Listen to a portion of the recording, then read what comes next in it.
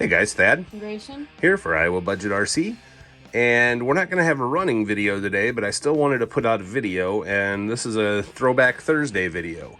This is a 1989 Nikko Hurricane 4-wheel drive 1/10 scale buggy, and I had the blue version of this, and then my nephew had the hot pepper, which is the same exact thing, but he ended up taking his back and got a Fast Tracks instead, because these ran on the same frequencies and we couldn't run them together. So his birthday is a week apart from mine, and he's 2 years younger than me, so he's kind of like my little brother. But anyway, so I got this, I don't know, pretty recently off of Evil Bay.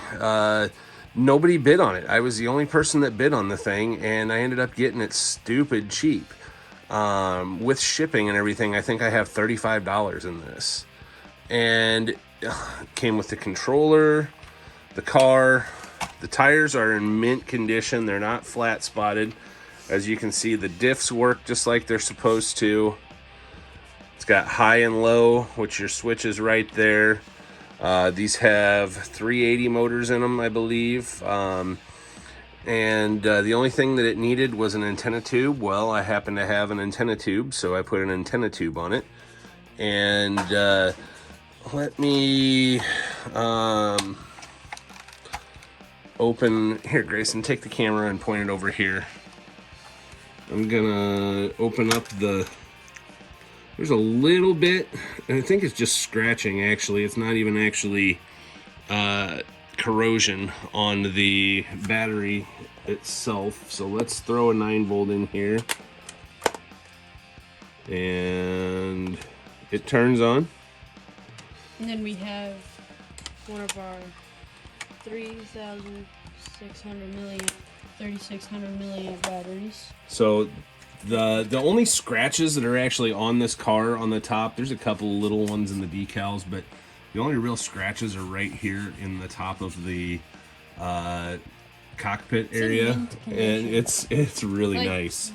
This tread. Here's part of the problem with this car. It's a little hard, and I'm gonna have to pull the wheels off and find out why there's so much looseness in the front. And that could be it needs the bushings replaced. I don't know. You could put bearings inside. Well, I probably would. But even the bottom, I mean, it's definitely been ran. You know, you can see scratches in the bumper and stuff, but this thing is in great condition. So, like, I bet it still works. I'd be willing to bet it still works and still works good. So these, you got to put a second 9-volt inside of here, and that powers the transmitter. And so the car also needs a 9-volt, so then it can power the receiver. Yes, that powers the receiver. So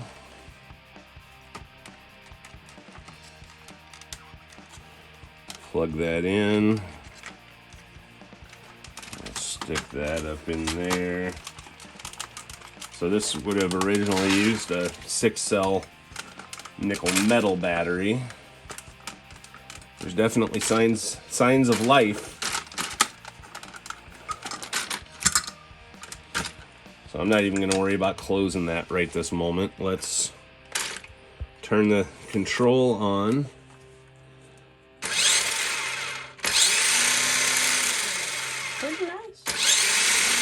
So that's regular, and then here it kick up a little bit, that's the turbo. Oh, so there's a turbo? Just bang bang steering. Can you see it? Here, let's zoom in a little bit. Okay. Wait, this is normal. And stop it for a minute, Gray. Let's see. Okay, that's on high, so let's switch her over to low.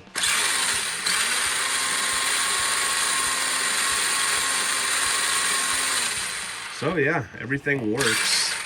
So I think this is actually why nobody bid on this thing, is because they said that there was some looseness in the front end. But it's fine.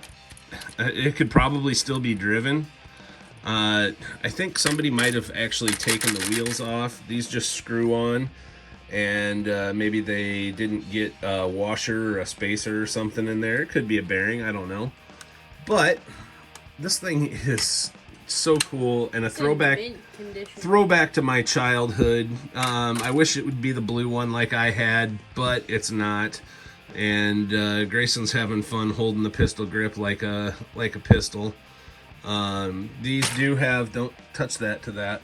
These do have the swedged on rear wheels. You can get them off with my pickle fork trick if you need to, but there's several guys on YouTube that have taken the original motors out and put the little 380 size brushless motors in them, and brushless speed control and such.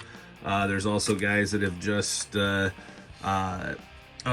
the ESCs and put a regular servo in them, but I'm pretty happy with this. So I'm gonna actually pull the front wheels off and drop the controller, and anyway, I'm gonna pull the front wheels off and see if we can figure out what is going on here and why this is so loose.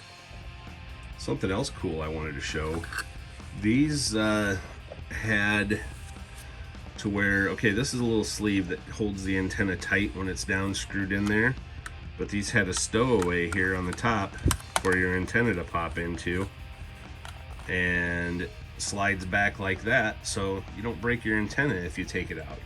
How cool is that? Some of the Futabas I've had over the years didn't even have that. So anyway, thought I'd show that.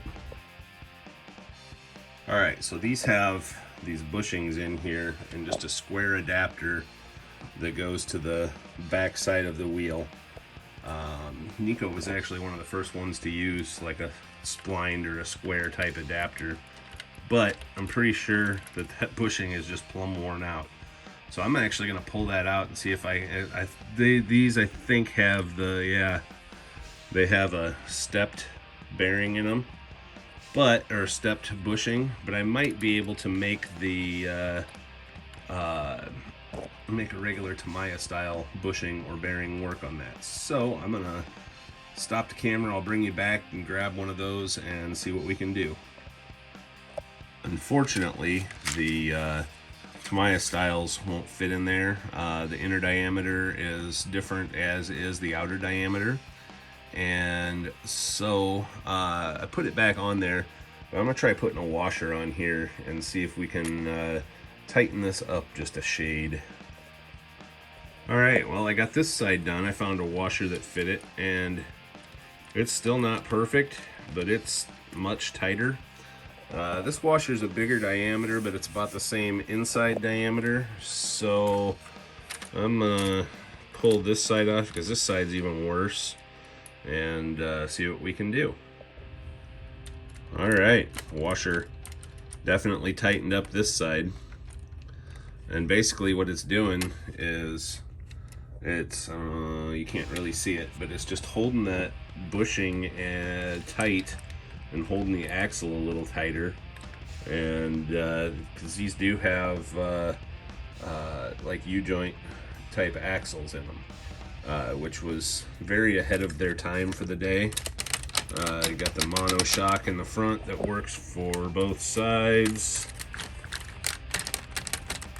Neat car. Piece of my childhood RC history, and just a general piece of RC history. These things went for like $149, I think they were, at Toys R Us, so they were not cheap back in the day. And what I actually asked for was one of the Cox monogram, Cox/monogram cars, but Toys R Us was discontinuing them at that point in time. This was '89. And so my mom and dad asked, well, what would be a good one to get, and they told them this one, and so yeah, I got this one for Christmas. Not this exact one, of course, but yeah, just a cool looking car. Hurricane American Racing Team. Anyway, guys, So we got snow on the ground right now. I really don't want to take this thing out in the snow. These decals are like paper type decals. I just don't want to get them wet. Although I used to do that with my old Hurricane. But when we get a dry day or the streets are dry, we will take her out and give her a little rip. So stay tuned for more on this. But anyway, I hope you enjoyed Throwback Thursday. I'm Thad with Iowa Budget RC. Grayson's upstairs doing his homework. And this is the Nikko Racing Off-Roader Hurricane 4-wheel drive.